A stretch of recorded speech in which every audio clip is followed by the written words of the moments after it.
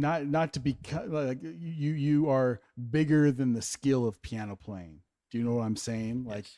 to become an Yes. artist, you have to be willing to break the rules and do those things that in a way that both exemplify and break what is Yes. customary. Yes.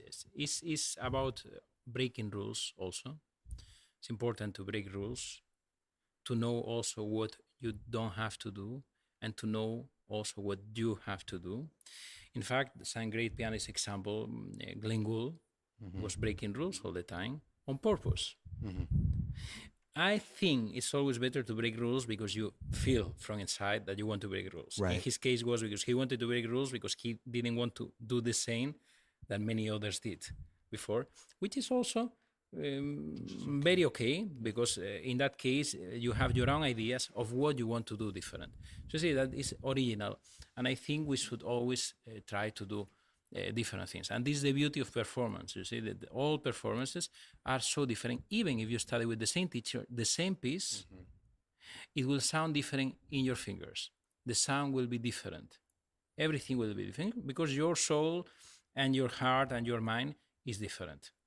And that is the reason. You see, and this is the beauty of music, that we, all of us, are different. And also, I am not a fan of the idea that some people say this guy is talented and this guy is not talented. You see, because talent, what is talent? Right. Everyone has a different talent. You can have a talent that I don't have, or I can have a talent that she doesn't have, or she has a talent that, you see, that is always, everyone has a different kind of talent. Well, and I think talent has a lot to do with desire.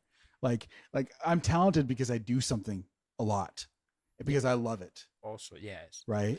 You know, there's a famous phrase by Pablo Picasso, and he used to say that I always make sure that the inspiration finds me working.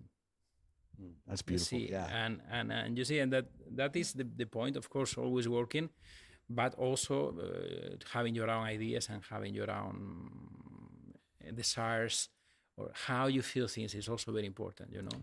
Yeah, I think, sorry to cut you off. I think the word talent is a very tricky one, and it's often misused.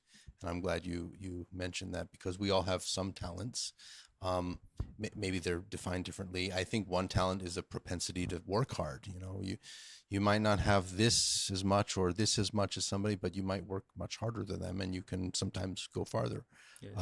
I think a lot of people, especially in this day and age, and especially in this country, it's very easy to see wonderful piano playing, let's say, and just say, well, yeah, but they're talented.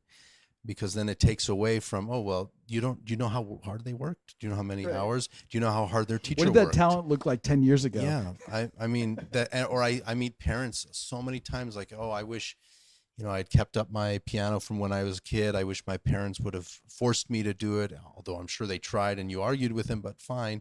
But, I quit because I just didn't have the talent. And I'm thinking, well, maybe you didn't have the right teacher or the right situation, or you weren't motivated, or you didn't have enough practice time, or whatever. But well, I love Eleni's example, of how she, like, how many kids today, and I would just say in America, I teach, dozens of students, and how many kids today are wanting to practice because they love the piano, like you did. That's a kind of a talent.